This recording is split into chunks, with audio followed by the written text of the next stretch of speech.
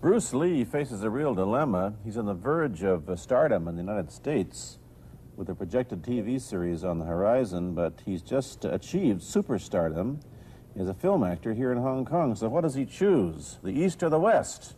It's the kind of problem most budding movie actors would welcome. It's the Pierre Berton Show, the program that comes to you from the major capitals of the world. This edition comes to you from Hong Kong. And Pierre's guest is the man who taught karate, judo, and Chinese boxing to James Garner, Steve McQueen, Lee Marvin, and James Coburn. The newest Mandarin superstar, known in the West for his appearances in Batman, The Green Hornet, Ironside, and Longstreet. His name is Bruce Lee, and he doesn't even speak Mandarin. And here's Pierre. Well, how can you play in Mandarin movies if you don't even speak Mandarin? How do you do that? Well, first of all, I speak only Cantonese. Yeah. So, I mean, there is quite a difference as far as pronunciation and things like that go. So somebody else's voice is used, right? For Definitely, definitely. You just make the words. Doesn't that sound strange when you go to the movies, especially in Hong Kong, in your own town, and you see yourself with somebody else's voice? Well, not really, you see, because most of the Mandarin picture done here are dubbed anyway. They're dubbed anyway? Anyway, I mean, disregard. I mean, they shoot without sound. So it doesn't, make any difference. Your lips never quite make the right words, do they? Well, that's where the difficulty lies, you see. I mean, in order to, because the Cantonese have a different way of saying things, different from the Mandarin. Yeah. So I have to find, like, something similar to that and keep a kind of a feeling going behind that. Something that matching the Mandarin deal. Like the Does old it silent sound complicated? days. Like the old silent days. But I gather in the movies made here, the dialogue is pretty stilted anyway. Yeah, I agree with you. I mean, see, to me, a motion picture is motion. Yeah. I mean, you got to keep the dialogue down to the minimum. Did you look at many Mandarin movies before you started playing in the first one? Yes. What did you think of them when you saw them? Quality-wise, I mean, I have to admit that it's not quite up to the standard. However, it is growing, and it is getting higher and higher and going toward that standard, that what I would term quality.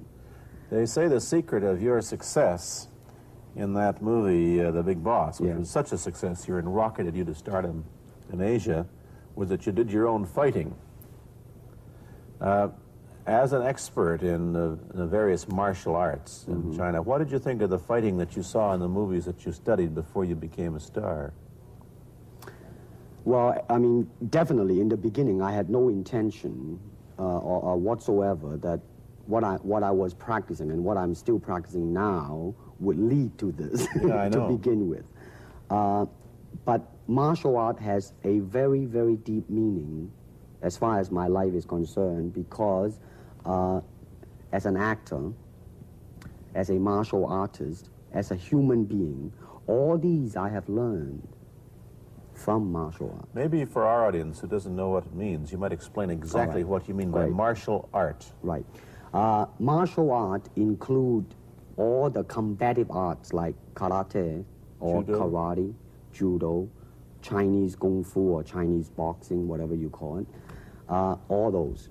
You see, like Aikido, Korean, I can go on and on and on. But it's a combative form of fighting. I mean, it's not, some of them became sport, but some of them are still not. I mean, they use, for instance, kicking to the groin, jabbing fingers at the eyes, and things like that. No wonder you're successful in the Chinese movies. They're full of this kind of action anyway. They needed a guy like you could... Violence, man. So you didn't have to use a double when you moved into the motion picture world here. You did it all yourself. Right. Can you break 5 or 6 pieces of wood with your hand or your foot? I'll probably break my hand and foot. But tell me a little bit... you set up a school in Hollywood, didn't you, for people like James Garner and Steve McQueen and the others? Yes. Why would they want to learn Chinese martial arts? Because of a movie role? Not really. I mean, most of them, you see, to me, at least the way that when I teach it, all type of knowledge ultimately means self-knowledge. So therefore, they're coming in to, and ask me to teach them not so much of how to defend themselves or how to do somebody in, Rather, they want to learn to express themselves through some movement, be it anger, be it determination, or whatsoever. So in other words, what I'm saying, therefore, is that he is paying me to show him in combative form the art of expressing the human body. Which is acting, in a sense, isn't it? Well, Or it would be a useful tool for an actor to have. it's, I mean, it might sound too philosophical, but it's unacting acting or acting unacting, if you... You've lost me. I have. Boxing, how does it differ from, say, our kind of boxing? Well, first we use the feet, That's and a then start. we use the elbow, and Use the thumb too? you name it, man. We Use it all. You have to, you see, because, I mean, that is the expression of the human body. I mean, everything, I mean, you know, not just the hand. And when you're talking about combat, well, I mean, if it is a sport, now you're talking about something else. You have regulations, you have rules. But when you're talking about fighting as it is, rules. with no rules. Not real fighting. Well, then, baby, you better train every part of your body. And when you do punch, now I'm leaning forward a little bit, hoping not to hurt any camera angle. I mean, you gotta put the whole hip into it and snap it and get all your energy in there and make this into a weapon. I don't want to tangle you in any dark path. that right now. You anyway. came at me pretty fast there. What is the difference between Chinese boxing and what we see these young men doing at 8 o'clock every morning on the rooftops in the parks called shadow boxing, which they're always... Well, actually, you see, that is part of Chinese boxing. It is. There are so many schools. Different Everybody here schools. seems to be, you know, going like this all the time. Well, that's good. They're all I'm in good very shape. glad. I'm very glad to see that, because at least somebody is caring for their own body, right? Yeah. I mean, that's a good sign. Well, it's a kind of a slow form of exercise, which is called Tai Chi Chuan. I'm speaking Mandarin just now. Yeah. Cantonese, Tai Chi Kun, okay? I see. And it's more of an exercise for the elderly, not so much for the Give young. me a demonstration. Show me. Can you do it a little bit of it? Just so I mean, that, the hand-wise is very slow. Oh, is it? And you push it out, but all the time you are keeping the continuity going. Bending, stretching, everything. You know, suppose, you know, I mean, you just keep it moving. It's like a ballet dancer there. Yeah, it is. I mean, to them, you see, the idea is running water never grows stale. So you got to just keep on flowing. Of all your students, famous, James Garner, Steve McQueen, Lee Marvin, James Coburn, Roman Polanski, which was the best? Who adapted best to this Oriental form of exercise and defense? Well, depending, okay? Now, as a fighter, Steve McQueen, now, he is good in that department because that son of a gun got the toughness in him. Yeah. I You mean, see it on the screen. I mean, he would say, all right, baby, here I am, man. You know, and he'll do it. Yeah. Now, James Coburn is a peace-loving man, I met him. right? I mean, Yeah. you've met him. I mean, he's really, really nice. I mean, super mellow and all that. I He mean, you is. know, I mean, now, he appreciates the philosophical part of it. Therefore, his understanding of it is deeper than Steve. So it's really hard to say. You see what I'm saying now? I see. I mean, each it's one's different. I mean, it's different. So that's, I mean, depending on what you see in it. Interesting that we don't, in our world, and haven't since the days of the Greeks who did, combine philosophy and art with sport. But quite clearly, the Oriental attitude is that the three are facets of the same things. Man, listen, you see, really, to me, okay, to me, ultimately, martial art means honestly expressing yourself. Now, it is very difficult to do. I mean, it is easy for me to put on a show and be cocky and be flooded with a cocky feeling and then feel like pretty cool and all that. Or I can make all kinds of phony things, you see what I mean? Blinded by it. Or I can show you some really fancy movement. But to express oneself honestly, not lying to oneself, and to express myself honestly, now that, my friend, is very hard to do. And you have to train You have to keep your reflexes so that when you want it, it's there. When you want to move, you're moving. And when you move, you are determined to move. Not taking 1 inch, not anything less than that. If I want to punch, I'm going to do it, man, and I'm going to do it, you see. So, I mean, so that is the type of thing you have to train yourself into it, to become one with the, you think. Yeah, this is very un-Western, this attitude. I want to ask you about your movie and TV career, but first we'll take a break. Then I'll be back with Bruce Lee. I've been talking to Bruce Lee mainly about the Chinese martial arts, which include things like Chinese boxing, karate, and judo, which is what he taught when he was in Hollywood. After he left the University of Washington, where he studied, of all things, philosophy, if you can believe that. He did, but that, perhaps you understand why the two go together from the first half of this program.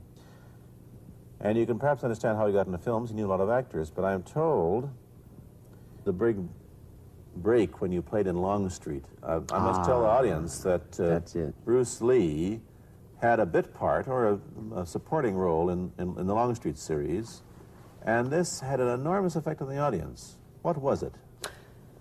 Well, you see, the title of that particular episode of Longstreet is called The Way of the Intercepting Fist. Now, I think the successful ingredient in it was because I was being Bruce Lee. Yourself. Myself, right.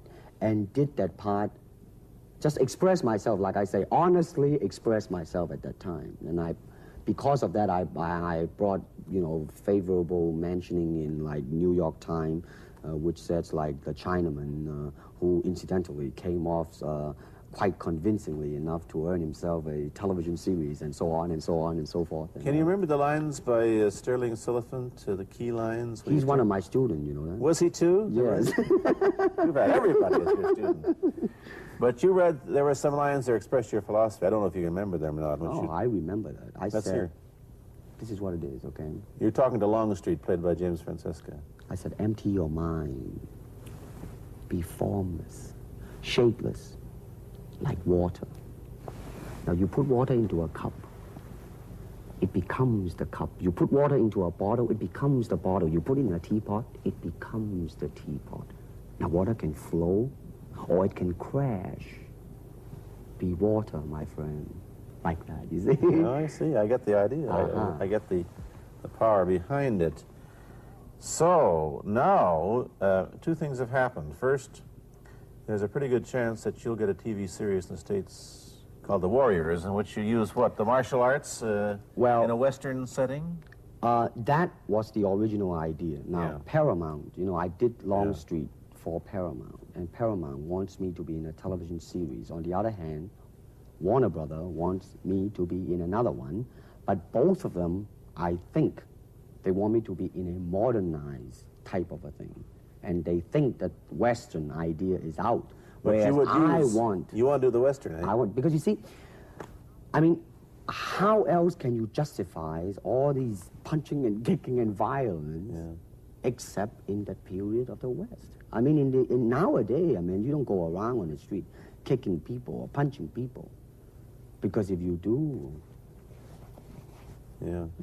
that's it. I mean, I don't care how good you are, you know. But this is true also of the Chinese dramas, which are mainly costume dramas. They're all full of blood and gore over here. You mean here? Yeah. Well, unfortunately, you see, I hope that the picture I am in would either explain why the violence was done, whether right or wrong or whatnot. But unfortunately, pictures, most of them here, are done mainly just for the sake of violence. You know what I mean? Like, you know, fighting for 30 minutes, get stabbed 50 times. And well, I'm fascinated. Let me give you your microphone back. I'm fascinated that you came back. I am a martial artist. You came back to Hong Kong on the verge of success in Hollywood and full of it. And suddenly, on the strength of one picture, you become a superstar. Everybody knows you. You have to change your phone number. You get mobbed in the streets. Now, what are you going to do? Are you going to be able to live in both worlds? Are you going to be a superstar here, or one in the States, or both? Well, let me say this. First of all, The word superstar really turned me off, and I'll tell you why. Because the word star, man, is an illusion. It's something what the public calls you. You should look upon oneself as an actor, man. I mean, you would be very pleased if somebody say, hey, man, you are a super actor. It is much better than, you know, superstar.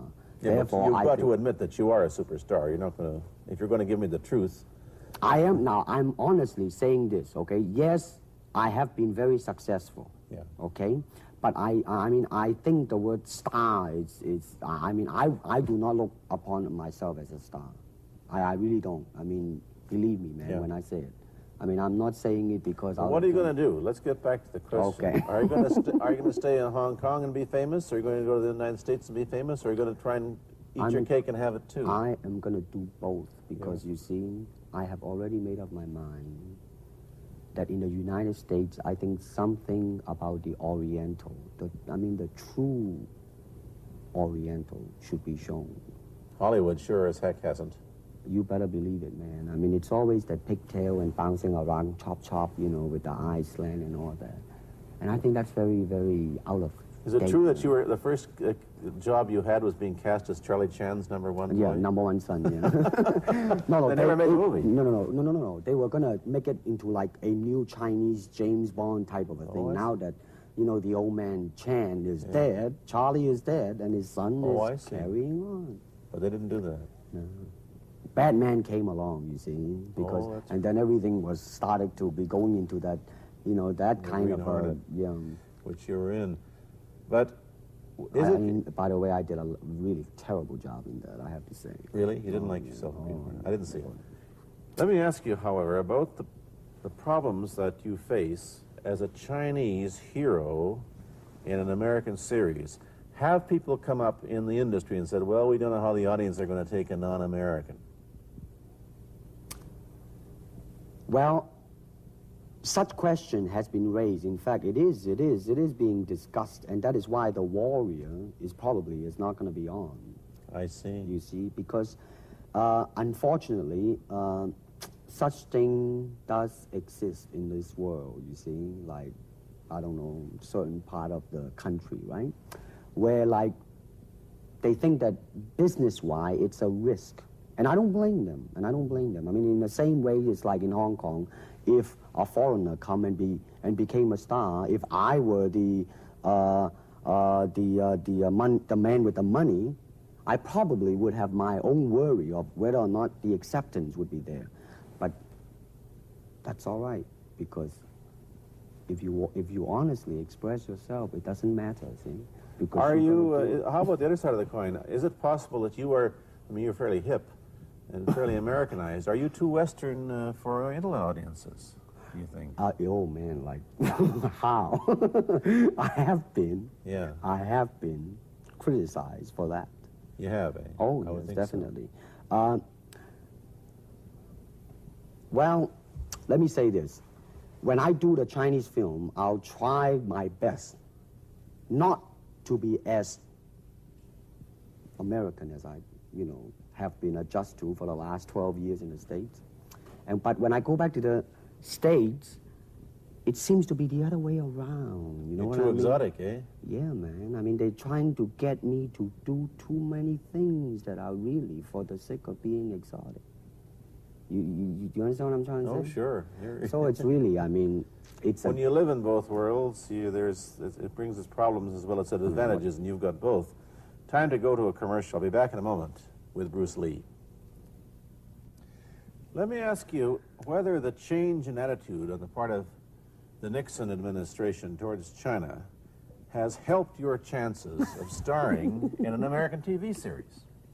Well, first of all, this happened before that. Yeah. But I do think that things of Chinese will be quite interesting for the next few years. I mean, not that I'm politically, you know, inclining toward anything. You know, I understand what that. I'm I'm just wondering. But I mean, once the opening of China, you know, I mean, that it will bring more understanding. Yeah. More things that are, hey, like different, you know? And maybe in the contrast of comparison, some new thing might grow. So therefore, I mean, it's a very rich period to be in. I mean, like if I were born, let's say, 40 years ago, Yeah. if I have a thought in my mind, I said, boy, I'm gonna star in a movie or star in a television series in America. Well, that might be a vague dream, but I think right now, maybe, man. You still think of yourself Chinese, or do you ever think of yourself as North American? You know what I want to think of myself? As a human being. Because, I mean, I don't want to sound like, you know, as Confucius say, but under the sky, under the heaven, man, there is but one family. It just so happened, man, that people are different. Okay, we got to go. Thank you, Bruce Lee, for coming Hey, here. Thank you for Pierre. watching. Thank you. You've been watching Bruce Lee on The Pierre Burton Show.